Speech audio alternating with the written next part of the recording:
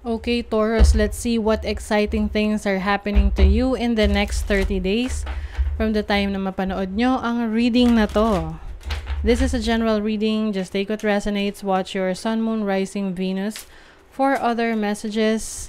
And thank you sa lahat ng mga sumusuporta dito sa ating channel. Just a reminder, gamitin nyo lamang ang reading na to bilang gabay. Pa-follow, like na rin ang ating Facebook at TikTok. Lahat po yan, Mystic Queen PH. Like, share, subscribe, turn on post notifications para lagi kayong updated sa ating mga readings. And if you're interested in private readings, meron tayong link sa description at sa pinned comment. Paki-check nyo na lang. Okay, let's see, Taurus, exciting things happening to you in the next 30 days. And also, happy birthday, happy solar return sa inyo, Taurus. I wish you all the best in life, happiness, success, good health. Ayan. So, let's see, Taurus. The Emperor. So, energy to ng Aries. Feminine energy. This is being in control of your life, no? So, maaring yung iba sa inyo, hindi nyo nahayaan na pakialaman kayo ng iba. You are your own manager. Ikaw yung dapat responsible for your future. Yung iba sa inyo, mas nagiging disiplinado rin kayo sa mga goals ninyo na maipagpatuloy na gawin nyo talaga, no? Some of you, leadership role, authority, no? Maaring you will have more power to be the boss. Oh, ayan. You are your own boss. Let's see, ano pa? You have the Two of Wands. So, kung meron kang decision making na kailangan gawin in the next 30 days, yan ay makakapili ka na. I see you thinking about going somewhere else, no? Pwedeng may paglipat ng trabaho, ng business, ng career, or tirahan.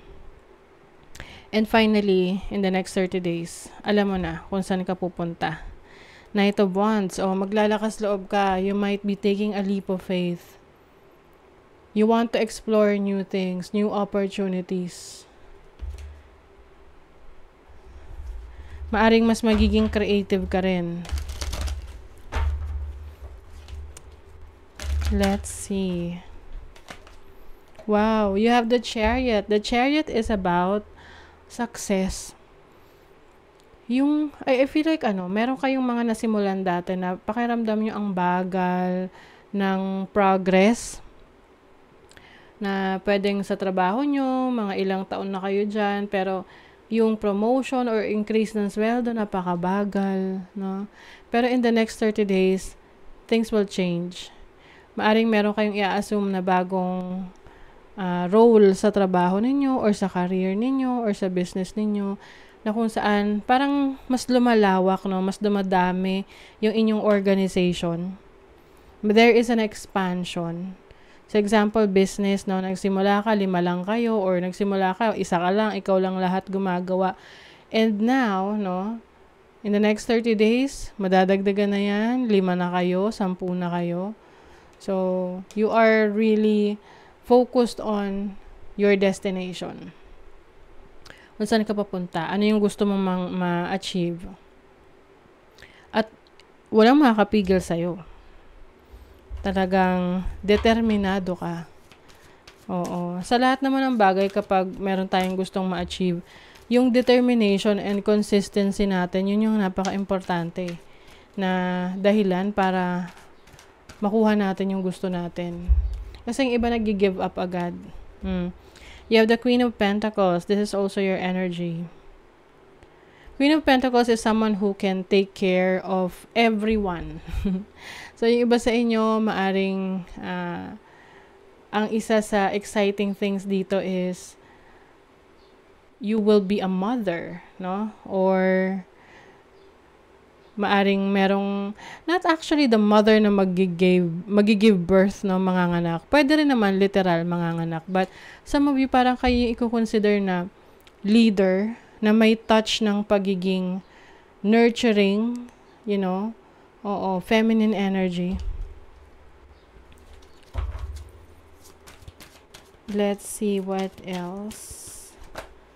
You have the Four of Swords. So, healing. In the next 30 days, you will heal from your past. Yung mga bagay na nagpa-stress sa'yo, yung failures, yung disappointments, betrayal. Pwede rin, kung nagkaroon kayo ng separation, in the next 30 days, magiging mabilis lang sa'yo na makarecover. Kasi you will keep yourself busy. Maaring may i-engage mo yung sarili mo sa mga kapaki-pakinabang na bagay na kung saan mas magiging productive ka. Kaya madali para sa iyo na maka-move on, maka-move forward. Yung iba sa inyo, mas maraming pahinga. Pwedeng kayo ay magta-travel for vacation and you will have a good night's sleep.